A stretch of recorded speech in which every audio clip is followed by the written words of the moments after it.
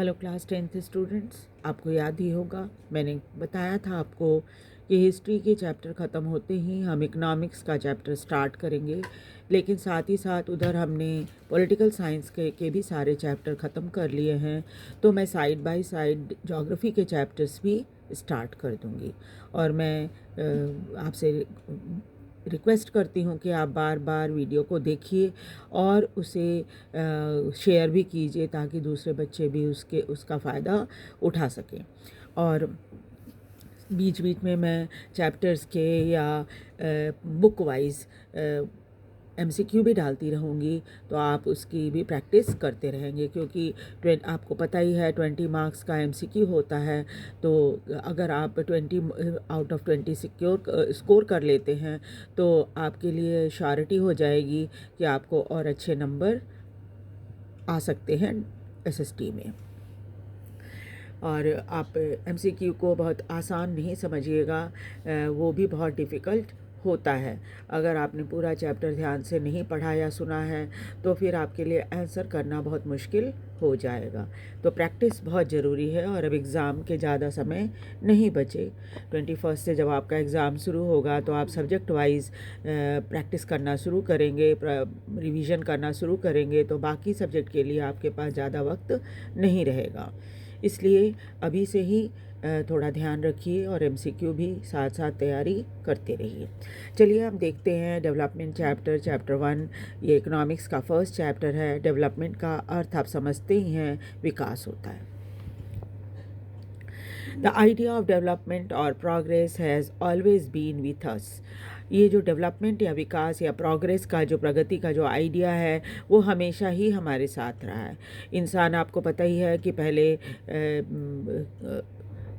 गुफाओं में रहता था, पत्तों से कपड़े पहनता था, पत्तों से अपने शरीर को ढकता था। फिर धीरे धीरे उसने खेती करनी शुरू की, कंदमूल खाता था, फिर खेती करनी शुरू की, फिर धीरे धीरे करके बाकी सब डेवलपमेंट आग उसने जलाना सीख लिया। फिर उसके बाद और बहुत सारी धीरे धीरे करके डेवलपमेंट होते होते आज हम इस स्थिति में आ गए हैं। वी हैव एस्पिरेशन और desire about what we would like to do and how we would like to live. और हम सब में ये इच्छा होती है कि ये पसंद करते हैं हम कि हमें कैसे रहना है और क्या करना है। Similarly we have ideas about what a country should be like. उसी तरह से आपसे अगर पूछा जाए कि हमारा देश कैसा हो तो आप बताएंगे कि हमारा देश कैसा होना चाहिए। What are the essential thing that we require. फिर क्या ऐसी चीज़ें हैं जिसकी ज़रूरत हमें होगी। Can life be better for all. क्या सबके लिए ज़िंदगी अच्छी हो सकती है। How should people live together. कैसे सभी लोग मिलजुल कर रहें। Can there be more equality. क्या पहले की तुलना में ज़्यादा समानता हो सकती है। Development involve thinking about these questions and about the ways in which we can work toward achieving these goals. तो डेवलपमेंट जो है वो इन सभी चीज़ों के बारे में सोचता है, बताता है और वो रास्ते दिखाता है कि कैसे हम इन लक्ष्य को या ये सब जो प्रश्न हमने पहले पूछे हैं इन सभी को कैसे हम अचीव करें।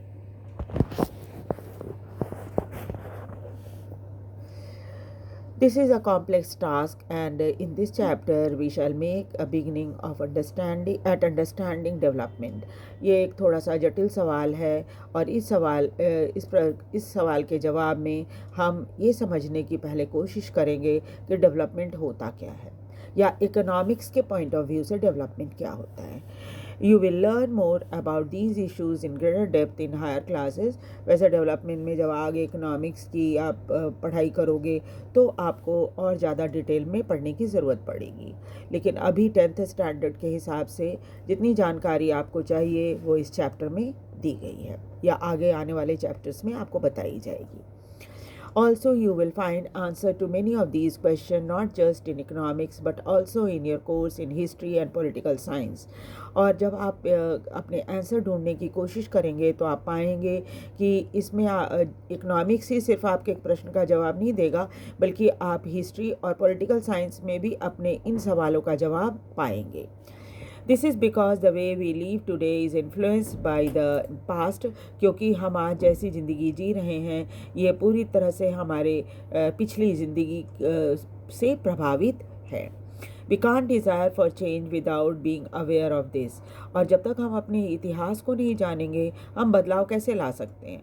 आज आप जब आपसे पूछा जाता है कि आज हमारे पास ये है, तो आपके फादर या आपके ग्रैंडफादर कभी कहते नहीं हमारे ज़माने में तो ये चीज़ नहीं थी।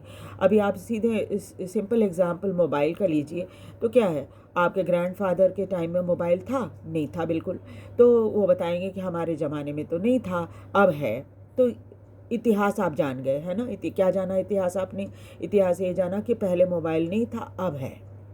ठीक है। इसी तरह से क्या है, तो हिस्ट्री और पॉलिटिकल साइंस को भी हम अलग नहीं कर सकते, राजनीति या राजनीति शास्त्र को भी हम अलग नहीं कर सकते, ये जुड़ा है सब आपस में। This is because the way we live today is influenced by the past, क्योंकि आज जैसी ज़िंदगी हम जी रहे हैं वो हमारे पीछे की लाइफ से जुड़ा हुआ है। We can't desire for change without being aware of this. और हम चेंज की कल्पना भी नहीं कर सकते जब तक हम अपने इतिहास को ना जानें। और पहले क्या नहीं था तो उसको आज हम पाने की कोशिश करेंगे ना, तो पहले तो ये तो पता होना चाहिए ना कि पहले हमारे पास क्या नहीं था, आज हम उसको पाने की कोशिश करेंगे। इसलिए इतिहास जानना ज़रूरी है। In the same way it is only through the democratic political process that these hopes and possibility can be achieved in real life. और आपको पता ही है कि जो डेमोक्रेटिक पॉलिटिकल प्रोसेस है, जैसे हमारे देश में, हमारा देश एक प्रजातांत्रिक देश है, प्रजातांत्रिक सरकार है हमारी, तो भाई जब तक सरकार हमें मदद नहीं करेगी तभी तक हम अपनी आशाओं को कैसे पूरा कर सकते हैं, है ना। तो रियल लाइफ में इसे पूरा करना तभी संभव है जब हम पॉलिटिकल प्रोसेस के थ्रू इसको कर सकें। One development promises different people different goals. अब डेवलपमेंट क्या प्रॉमिस करता है सबको? अलग लोगों के लिए अलग अलग गोल होती हैं। Let us try to imagine what development or progress is likely to mean to different person. अब ये जो टेबल बना हुआ है 1.1, इससे developmental goal of different category of people, तो आपको समझ में आएगा कि रोज़मर्रा की ज़िंदगी में भी सबके डेवलपमेंटल गोल अलग अलग हैं। और व्हाट देयर एस्पिरेशंस आर, उनकी उम्मीदें क्या है। You will find that some columns are partially filled, try to complete the table. You can also add any other category of person. और ये आपको प्रैक्टिस करने के लिए दिया गया है, समझने के लिए, ये बताने के लिए कि देखिए जो डेवलपमेंटल गोल्स होती हैं वो अलग अलग कैटेगरी के लोगों के लिए अलग अलग होती हैं। चलिए थोड़ा सा हम ये जो टेबल है इसको थोड़ा पढ़ते हैं तो आपके लिए ज़्यादा क्लियर होगा कि क्यों डेवलपमेंटल गोल सबके लिए अलग अलग होती है, कैसे अलग अलग होती है ना। जैसे आपसे एक लैंडलेस रूरल लेबरर, एक ऐसा मजदूर जिसके पास कोई ज़मीन नहीं है, तो वो क्या चाहेगा? उससे आप पूछेगा कि तुम्हें जीवन में क्या चाहिए, तो वो क्या क्या बताएगा? वो बताएगा more days of work and better wages. पहले तो अपनी स्थिति के अनुसार, मजदूरी के हिसाब से वो बताएगा कि भाई रोज़ काम मिलना चाहिए ताकि मेरी रोज़ कमाई हो सके और मैं अपने परिवार के लिए गुजारा के लायक पैसा कमा सकूं। और local school is able to provide quality education for their children. भाई पास में ही स्कूल होना चाहिए ताकि हमारे बच्चे भी स्कूल जा सकें और शिक्षा पा सकें। There is no social discrimination, उनके साथ कोई सामाजिक भेदभाव ना हो। अक्सर आप देखते हो गरीबों के साथ होता है सामाजिक भेदभाव।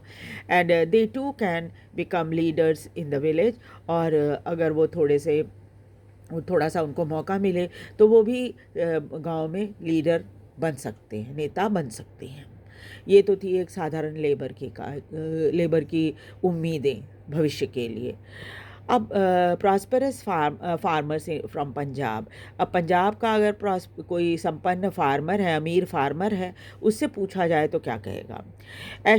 assured a high family income through higher support prices for their crop सबसे पहले तो कहेगा भाई इन घर की इनकम और बढ़ जानी चाहिए, ताकि और सरकार जो है सपोर्ट प्राइसेस, आपको पता है ना सरकार जो है वो एमएसपी वगैरह पहले से तय कर देती है, तो वो सरकार और भी ज़्यादा एमएसपी हमें दे, और through hard working and cheap labour वो मेहनत करे और सस्ते में उसे मज़दूर मिले खेतों में काम करने के लिए। They should be able to settle their children abroad, और इस तरह से खूब पैसा कमाकर वो अपने बच्चों को विदेशों में सेटल करने के लिए भेज सकें, है ना। जैसे आप देखोगे पंजाब में ज़्यादातर किसान जो होते हैं 80% 70% किसानों के घर से बहुत सारे परिवार के लोग जो है वो कनाडा में बहुत रहते हैं, तो ज़्यादातर देखोगे कनाडा में सेटल रहते हैं। तो वैसे में क्या है कि बस वो चाहते हैं कि वो यहाँ कमाएं और फिर बच्चों को विदेश भेज दें। अब आप ये देखिए, आपके लिए ये क्वेश्चन दिया हुआ है कि ये अगर एक फार्मर हो depend only on rain for growing crop, तो वो क्या चाहेगा, तो आप बताइए क्या चाहेगा। एक पहली चीज़ तो है वो ये चाहेगा कि भाई उसके पास, चूँकि वो पूरी तरह से बरसात के ऊपर निर्भर है अपने फसल के लिए, तो भाई किसी तरह से उसके खेत में पानी पटाने का या सिंचाई का इंतज़ाम हो जाए। या तो सरकार नहर बनवा दे गांव के आसपास से, या फिर एक इंतज़ाम और हो सकता है वो कि पंपिंग सेट लगाने के लिए पैसा मिल जाए उसको, ताकि वो अपने खेत में पंपिंग सेट लगा सके और फिर उसकी निर्भरता जो बरसात के ऊपर है सिंचाई के लिए वो ख़त्म हो जाएगी। बाकी इनकी तरह ही जो लैंडलेस लेबर है, इसकी तरह ये भी चाहेंगे ज़रूर कि उनके बच्चों को स्कूल की सुविधाएँ घर के आसपास ही मिल जाए, ज़्यादा दूर जाने की ज़रूरत ना पड़े बच्चों को, है ना। उसके अलावा क्या है, इनकम जो है वो रेगुलर हो, फसल अच्छी हो, ये सब चीज़ें ये किसान ज़रूर चाहेंगे। उसके बाद एक गांव की महिला है from a land owing family, एक गांव की महिला जिसके परिवार के पास अच्छी खासी ज़मीन है। तो अंडरस्टूड है कि अच्छी खासी ज़मीन है और गांव की महिला है, अच्छी खासी ज़मीन है पति के पास, तो वो चाहेगी कि भाई सारी सुविधाएं खेत में उसको मिले, जैसे सिंचाई के लिए पानी मिल जाए, बिजली मिल जाए, है ना। वो ये चाहेगी उसके बच्चे स्कूल जाएं पढ़ने के लिए, वो चाहेगी कि फसल अच्छी हो उसके खेत में ताकि घर की कमाई बढ़ सके। तो आप ये सब पॉइंट चाहे तो लिख सकते हो, अगर एग्ज़ाम में इस तरह का क्वेश्चन आ जाता है तो आप आसानी से ये सब बातें लिख सकते हो। उसके बाद है अर्बन अनएम्प्लॉयड यूथ। अब शहर का एक लड़का जो कि बेरोज़गार है, तो क्या चाहेगा। पहला तो आप समझ ही सकते हो कि भाई बेरोज़गार है तो पहले नौकरी चाहेगा, ठीक है।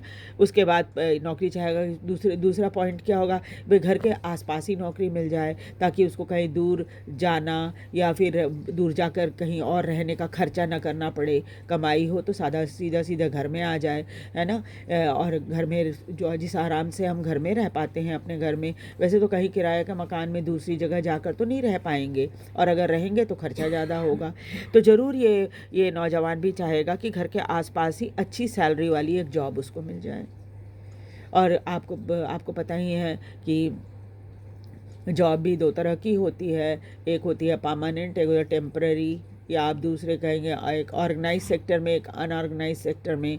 तो जो ऑर्गेनाइज सेक्टर में होता है उसमें सारी सुविधाएं मिलती हैं व्यक्ति को, जैसे प्रोविडेंट फंड मिलता है, रेगुलर सैलरी मिलती है, एक फिक्स सैलरी होती है, साल में इंक्रीमेंट होता है, हॉलीडेज़ मिलता है जिसके पैसे नहीं कटते। अनऑर्गेनाइज सेक्टर में जो लोग काम करते हैं उनकी कई बार हॉलीडे 30 दिन ऑफिस जाना होता है और छुट्टी लो तो उसके पैसे कटते हैं, है ना। तो पेड सैलरी वाली हॉलीडे नहीं होती, तो वो चाहेगा कि ऑर्गेनाइज सेक्टर में काम मिले। तो ये सब चीज़ें आप लिख सकते हो इसमें। उसके बाद क्या है, a boy from a rich urban family, एक संपन्न परिवार का लड़का होगा तो क्या चाहेगा, वो तो यही चाहेगा कि भाई माँ बाप जो है मेरी पढ़ाई पर खूब खर्च करें, और अगर वो विदेश जाने के लिए इच्छुक है तो विदेश जाना चाहेगा, तो पेरेंट उसको पैसा दें विदेश जाने के लिए, ये सब चीज़ें वो चाहेगा। या अगर हो सकता है रिच अर्बन फैमिली का लड़का है तो वो चाहेगा कि मैं बिज़नेस करना चाहूँ तो पिताजी जो हैं वो बिज़नेस के लिए पैसा दें, है ना, ये चाह सकता है। तो ये सब बातें आप यहाँ लिख सकते हो। An Adivasi from Narmada valley, अब एक आदिवासी है जो कि नर्मदा वैली में रह रही हैं। आपको पता ही है ना कि नर्मदा नदी पे जो बांध बन रहा है सरदार सरोवर, उसका बड़ा विरोध हुआ था, क्योंकि आदिवासियों की बहुत सारी ज़मीन जो है इस नर्मदा पर बांध बनने के कारण चली गई थी। तो एक आदिवासी नर्मदा वैली में रहने वाला क्या चाहेगा? वो भी यही सब चीज़ें चाहेगा। अगर उसके पास ज़मीन है तो चाहेगा खेती अच्छे से हो। अगर सरकार जो है वो नर्मदा के आंदोलन में जो बहुत सारे लोग इसी वजह से आए थे कि जो बांध बना है उससे बहुत सारे लोगों को वहाँ से हटना पड़ा।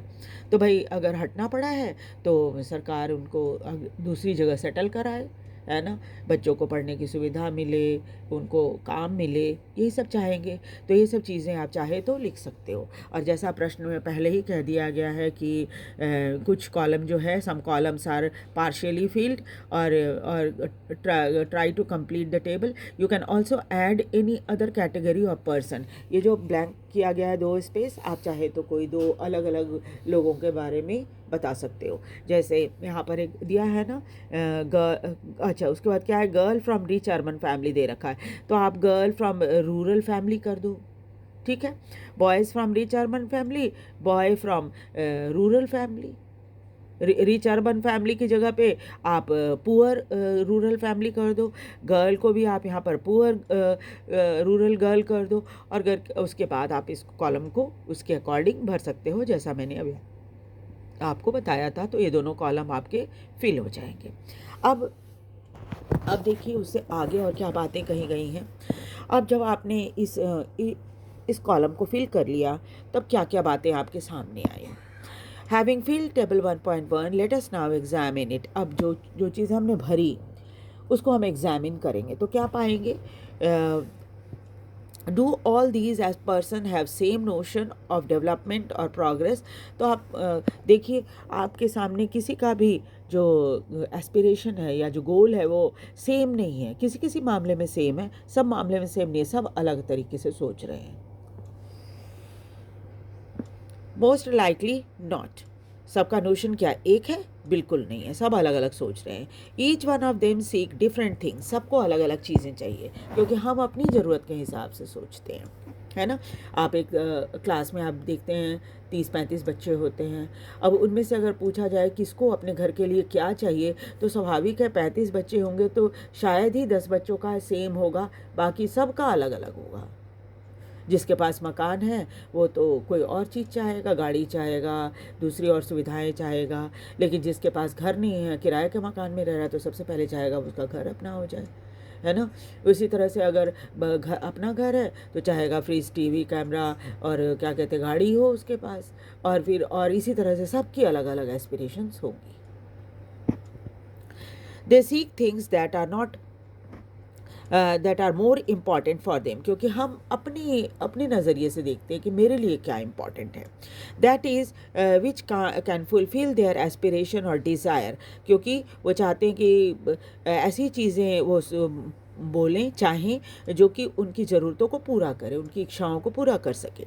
इनफैक्ट एट टाइम्स 2 persons और group of person may seek things which are conflicting. कई बार क्या होता है कि 2 लोग जो हैं वो बिल्कुल ही अपोजिट चीज़ों की डिमांड करते हैं, अपोजिट चीज़ें चाहते हैं। जैसे उदाहरण दिया है, a girl expect as much freedom and opportunity as her brother. एक लड़की से अगर पूछा जाए तो वो कहेगी कि भाई मुझे उतना ही फ्रीडम दो जितना मेरे भाई को मिली हुई है। That he also share in the house hold work. और भाई से कहो कि वो घर का काम भी करे जैसे मैं करती हूँ। हर ब्रदर में नॉट लाइक दिस। भाई को अगर कहा जाए तुम घर के काम करो तो उसको पसंद नहीं आएगा बिल्कुल, है ना। तो बिल्कुल अपोजिट हो गया ना दोनों का। Similarly to get more electricity industrialist may want more dams. उसी तरह से इलेक्ट्रिसिटी की ज़रूरत हमारी दिन प्रतिदिन बढ़ते जा रही है क्योंकि इलेक्ट्रिक से चलने वाले बहुत सारे सामान हमारे पास हो गए हैं। तो वैसे में क्या है कि एक इंडस्ट्रियलिस्ट जो फैक्ट्री चलाता है वो चाहेगा कि और डैम बने ताकि हमें इलेक्ट्रिसिटी मिलती रहे और हमारा फैक्ट्री बंद ना हो।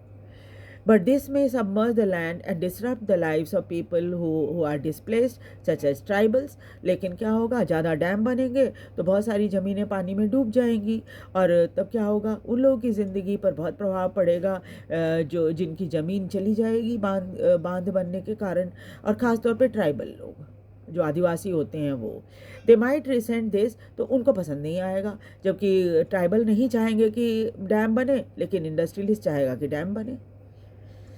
दे माइट रिसेंट दिस, इसलिए उनको ये चीज़ पसंद नहीं आएगी। And may prefer small check dam और tank to irrigate their land, और वो कहेंगे कि भाई ऐसा है, अगर ऐसी इतनी ही ज़रूरत है इसकी सिंचाई की, तो आप चेक डैम बना लो या फिर इरिगेशन के लिए तालाब बनवा दो। सो 2 थिंग्स आर क्वाइट क्लियर। तब इन सब बातों को पढ़ने के बाद एक चीज़ हमें हमारे सामने बिल्कुल क्लियर हो गई, वो ये कि different person can have different developmental goal. अलग अलग लोगों के डेवलपमेंटल गोल, विकास के लिए जो गोल होता है वो अलग होता है। और दूसरा क्या है, what may be development for one may not be development for other. एक के लिए डेवलपमेंट जो है हो सकती है, दूसरे के लिए हो सकता है वो डेवलपमेंट ना हो। It may even be destructive for them, हो सकता है वो उसके लिए और भी डिस्ट्रक्टिव हो, जैसे हमने यहाँ पर देखा ट्राइबल लोगों के बारे में जो चाहेंगे कि बिल्कुल डैम ना बने, क्योंकि डैम बनेगी तो उनकी ज़मीन जो है पानी में डूब जाएगी, या डैम बनने के समय सरकार उनसे वो ज़मीन ले लेगी, है ना। तो इस तरह से क्या है, डेवलपमेंट का अर्थ जो है वो अलग अलग लोगों के लिए बिल्कुल अलग अलग है। तो अगली बार हम पढ़ेंगे कि क्या सिर्फ डेवलपमेंट से ही हमारा काम चल जाएगा, या फिर इनकम और अदर गोल्स हमारे और क्या क्या होंगे। एक तो हमारा गोल है डेवलपमेंट का, दूसरा जो और क्या क्या गोल हो सकता है वो हम नेक्स्ट क्लास में पढ़ेंगे। Thank you very much. Please इसको सब लाइक और सब्सक्राइब ज़रूर कीजिए और शेयर भी कीजिए।